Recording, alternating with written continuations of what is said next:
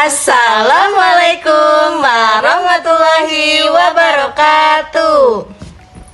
Halo Sobat KSR dimanapun kalian berada, kembali lagi dengan salah satu program unggulan dari bidang penelitian dan pengembangan. Apalagi kalau bukan Healthy Talk. I know from this talk.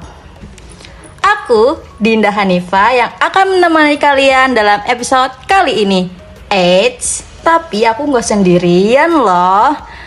Kali ini aku ditemani oleh Aku Fatimah Azakia. dan kita akan membahas tentang tips aman saat banjir. Cara melindungi diri dari air kotor dan juga penyakit. Penasaran gak sih sama infonya? Yuk kita simak pembahasan lengkapnya dalam episode kali ini. Fat, kamu sempet gak sih baca kabar terbaru soal banjir dan longsor di Jawa Tengah? Situasinya makin parah nih di beberapa kota. Iya betul Din, aku juga udah pernah lihat. Ada banyak daerah terdampak ya. Contohnya ada di Brebes dan Pemalang itu karena banjir. Juga Kabupaten Banjarnegara itu karena longsor. Iya betul, kalau dari BPD Jateng, bencana banjir tercatat di banyak kabupaten maupun kota loh, seperti Brebes, Pekalongan, Kendal, Tegal, bahkan Demak juga. Sementara tanah longsor terjadi di beberapa wilayah seperti Banjarnegara dan Kabupaten Semarang, bahkan Pekalongan dan Kendal pun ikut terdampak. Banyak juga ya Din, ada juga loh laporan bencana cuaca ekstrim di Kabupaten Kebumen.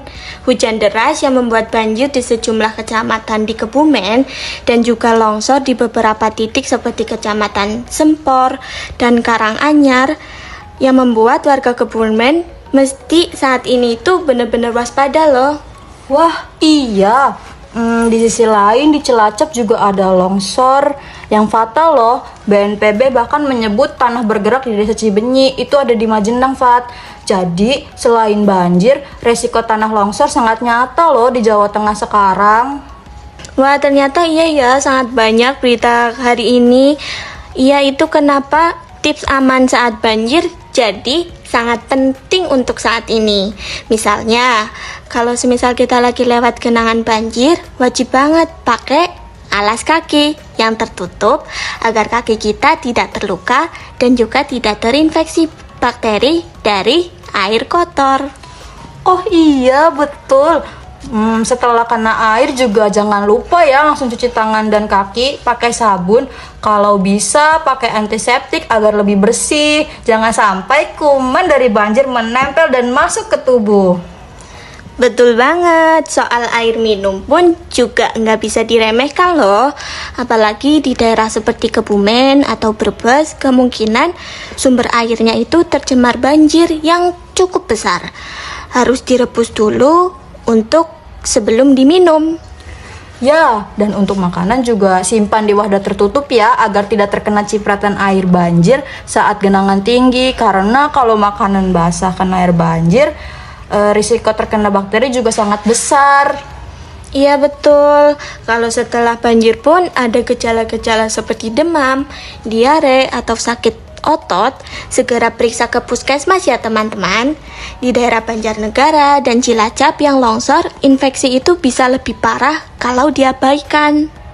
Nah, betul sekali apa yang dikatakan Mbak Fatimah. Selain itu, bagi warga di rumah setelah banjir surut, sebaiknya kalian bersihkan rumah secepat mungkin ya. Lantai, dinding, dan perabot yang terkena air banjir harus disikat dan disemprot disinfektan agar jamur dan kuman hilang. Ya, dan juga jangan lupakan untuk tas darurat. Karena seperti di Kabupaten Brebes, Kebumen, atau Banjarnegara, bencana itu bisa datang mendadak dan tiba-tiba. Jadi kita tetap harus siapkan dokumen penting, obat-obatan, air minum, dan senter supaya evakuasi bisa cepat jika diperlukan. Wah, sangat setuju. Plus setelah itu jangan lupa ya pantau info dari BPD Jawa Tengah dan BMKG lokal supaya tahu perkembangan banjir atau longsor di kota seperti Pekalongan dan Kendal. Semoga bantuan cepat dapat datang ke warga yang terdampak ya.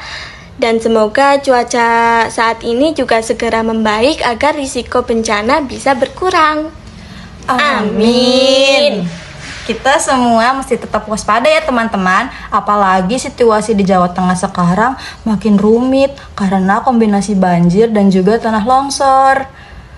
Nah, itulah informasi yang bisa kita sampaikan. Semoga bisa bermanfaat ya. Sampai jumpa di Healthy Talk selanjutnya.